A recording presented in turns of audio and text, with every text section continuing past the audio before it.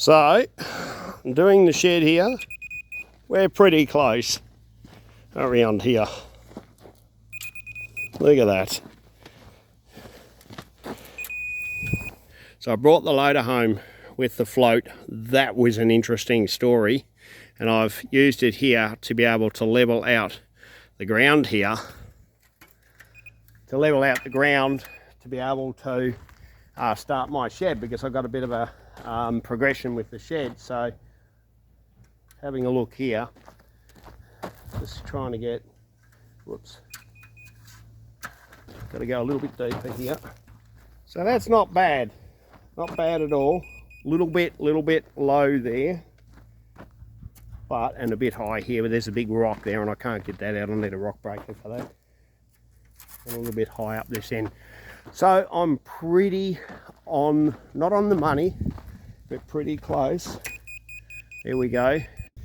Yeah, I know how to use one of these, and I know what the beeps and one solid beep and what multiple beeps are. So I'm not worried about having it absolutely perfectly level, because there's no way am I going to get that ground perfectly level with that loader. It's not going to happen. The loader's way too big to get that, but I've got it pretty close, and then we'll finish that off with the Bobcat and some fill sand over the top. So what's happening with the shed? You ask your opinion. So while I wander up to the float I'll have a look at the float for all those truck loving people. So we've put all the permits and everything in, and the drawings and all the engineers reports and that in for the shed into the Shire, and they've taken a while due to the public holidays, but they've come back to us and it's all approved, everything's ready to go. So we're right to go ahead with putting the shed up. So I've originally started with that sun's too bright in my eyes. Just hang on a sec, I need to get out of the sun. There we go. The deposit was $1,000 deposit, which got me the engineering drawings, which I submitted into the Shire. So that's been approved. So I've made the second payment to the shed company, which gets them to construction stage. And then when they build all the material, I'd have it all built. Then they send me a bill for the final lot, and then they come and deliver all the materials. So we're in the construction side, or the fabrication, or whatever they call it. So this is the old 6-wheel dog float trailer. She's pretty old, hasn't done much work. Actually, it tow's not bad. It's actually not a bad trailer, it just needs a bit of a tidy up. But you can see it's pretty long. Now I had that behind the back of the Kenworth. Now I don't want to back this in off my street, because anyone who's a truck driver knows about chasing dollies to try and get in through a single gate, and the loader is just on the 2.5 wide, so we're just right on our limits, just slightly over that. That's 2.4 I believe, so a little bit each side. And trying to get in through my gate and chasing the dolly, I don't want to do that on our road, because the road's spray seal, I'm going to end up tearing up the road. So I drove in forward with the Kenworth with the float on the back, unloaded the loader, and then to try and back it around the bend, I had absolutely no width and swing to get the Kenworth around and chase the dolly. So I ended up with a mate of mine guiding me, because I was backing on my blind side. If anyone's driven Kenworth knows that you can't see out the left hand mirror on those.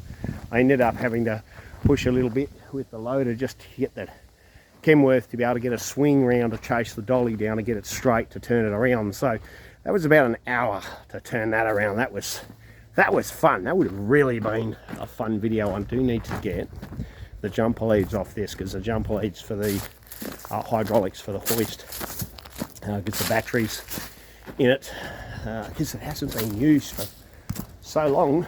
We don't have the batteries in here, so I better take my jumper leads off. So just a bit of an update on what is happening with the shed for those people. Oops, sorry. Now I've got it tangled around the chain. jumper leads. You've got instant bird's nest when you try and play with jumper leads. Let me go ahead, as I'm too shaky with the footage, so I'll go and put them away in a minute.